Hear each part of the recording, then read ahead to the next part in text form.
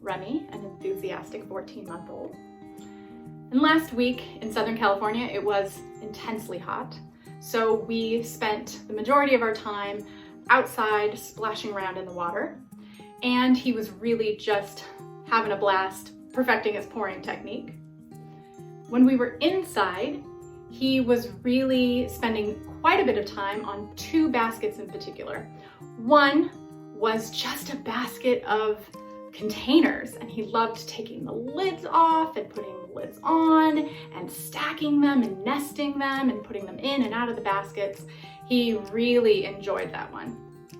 The second basket that he was really into was something I'm calling an interactive read aloud. And this is a mashup of two learning strategies I'm a huge fan of. The first strategy is that Montessori vocabulary basket or treasure basket that you see so much of. These baskets do an amazing job of building vocabulary in children, but they also do an equally amazing job of helping them to understand big concepts like classification and taxonomy. So if you were to have a basket that had gardening tools and in it there was a red watering can, the child would start to connect the red watering can to all of these other items. But if you were to then put that red watering can in another basket that had red items, the child would start to connect that the watering can fell into two categories and start to understand that the watering can be classified in multiple ways. That's actually a very sophisticated idea to have. The second strategy is a throwback to my classroom teaching days. It's very popular when teaching students who are learning English as a second language. So it made sense to me that this was a strategy that I wanted to use with Remy right now when he's rapidly picking up on vocabulary. And it's simply reading using real objects. Teachers call these realia, but it's just taking real objects that you find out in the world or replicas of them, and sometimes even photographs if you can't get your hands on the real thing, and using them when you are reading to a child. For instance, if you were to be reading a book about a boy out on the beach who is collecting shells, you could bring in, while you're reading this, a bucket and shells and actually have students manipulate the shells and touch them and actually put shells into the bucket and have that experience. In doing this, you accomplish three major things. The first is you increase the engagement level. Anytime that you create a novel experience, you're going to increase engagement. The second is that you are creating an environment where you're providing context for what you're reading. Think about it. If you have a child who's never been to the beach, then holding a shell and putting it in a bucket is going to radically change the meaning of the poem for them. Likewise, if you have a student who has been to the beach and maybe has collected shells before, manipulating that shell and putting it into the bucket triggers that memory and enhances a personal connection to the poem that you're looking for. The third thing that it does is it creates a way for kinesthetic learners who really draw memory from touch, from movement, to start building vocabulary in a stronger way. And let's face it, most toddlers are kinesthetic learners. If you take those two strategies and you mash them together, you end up with the interactive read-along basket. It's a heavy-hitting educational experience that's fairly simple to set up, and it's definitely going to spice up your reading time. So let's take a look at how you can set this up, and let's see what one looks like.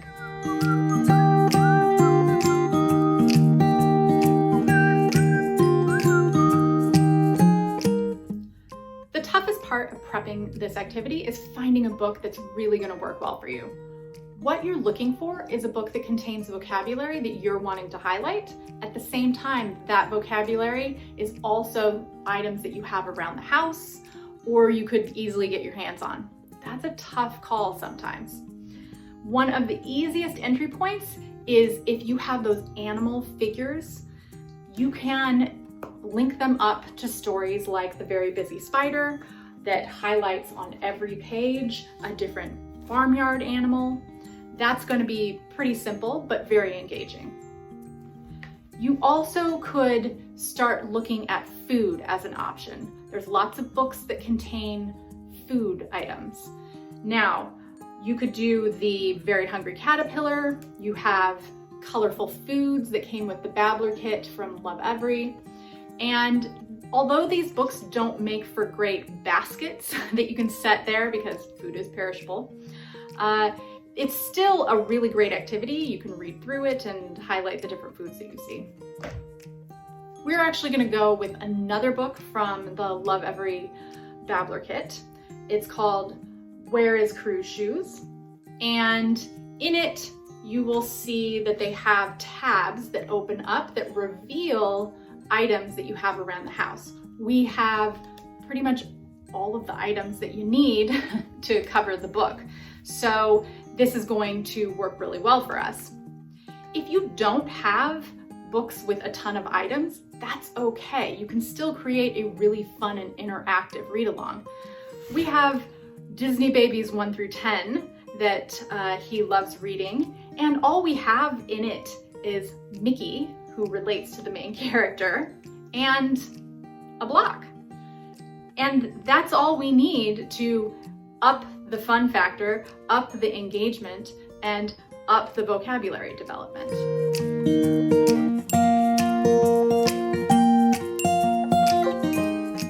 So here comes the easy part, assembling your basket. You're gonna take that book that you worked really hard to find, and you're gonna put it in the basket, and then you're gonna get all of the items that correspond, and you're gonna also put them in the basket. Now, you may find that there are some items that you can't find that are real world or three-dimensional items. That's okay. In the book, there is a page with a cat on it. I am not putting a real cat in this basket. I am, however, putting a flashcard that has fur. It's one of those textural flashcards. I'm putting that cat in the basket. Is it as powerful as him petting a real cat? No. But is it just as layered and interesting for him to start to understand that that cat and this cat may look different, but they are both cats? Yeah, that's actually a good learning experience in and of itself. So don't be afraid to add pictures or add flashcards into the mix. Maybe not the whole basket, you don't need it because these are picture books, but one or two, not a bad idea. Once you have everything assembled, you're going to take this and you're going to place it on your play shelf. Wait, you don't have a play shelf? Definitely want to look into that. I highly recommend having play shelves set up in a Montessori sort of way. Now, if you don't have this going on for you, that's okay.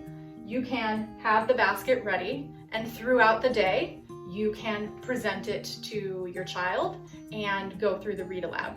Or you can just have it sitting aside, and if they show interest wherever you have placed it, then you pounce and you start the read aloud.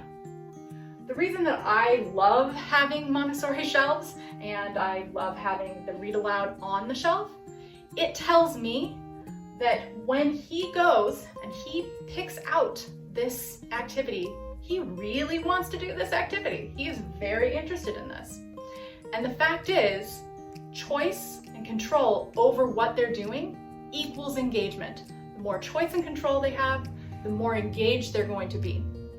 So I love having him be able to choose what he wants to do throughout the day. I know that when I sit down with him with this basket, he has chosen to sit there with me. I am not forcing anything on him, and I know that he is probably going to sit there with more focus, and he is going to want to sit there longer than if I were to just come at him with this basket.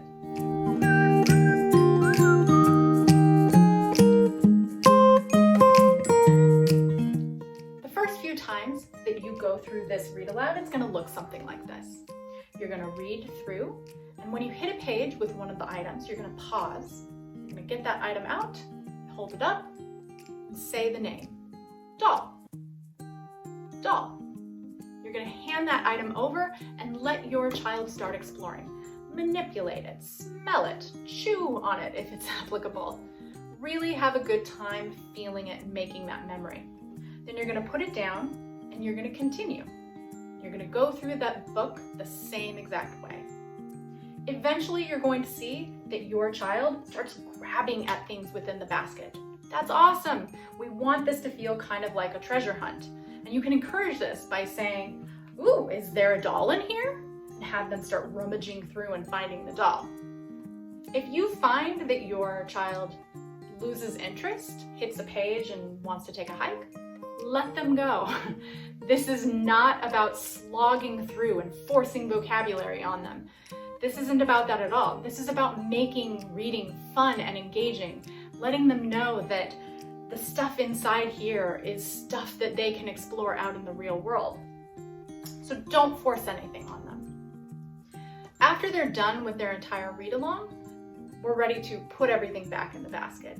We're going to let the child know that this is an important part of the process so that next time, everything will be available for them. We're going to put everything back in the basket, and then we're going to put it back on the shelf, and it's ready to go for the next time.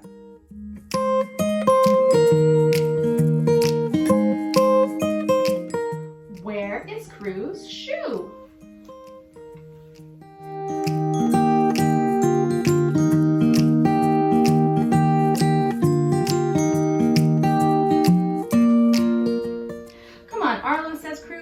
See if it's behind the plant. Is it here? Who's there? Is that the cat? Where's the cat? Do we have a cat in here? There's the cat. Meow, meow, meow, meow, meow. There's a cat and a cat. Wow. Yeah, the cat has fur. Okay, let's keep going. Let's find that shoe. They peek on top of the counter. Could it be up here? Yeah, it's baby Avery. Aw, baby Avery. Yep. It's sitting right up there on the counter. On to the next. Oops. We found a red ball, yeah. Crew has an idea. He and Arlo look under the chair cushion. Finding the shoe is taking a long time. Keep going, Crew. I'm trying to flip this up. Is that a sock? Where's the sock? Sock! Yeah! Look at you go. There's the sock, sock, sock.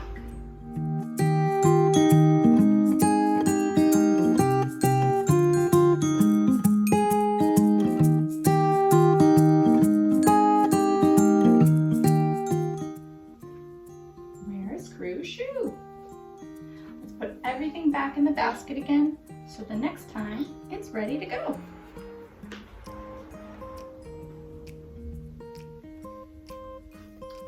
Let's put the shoe back in. Alrighty.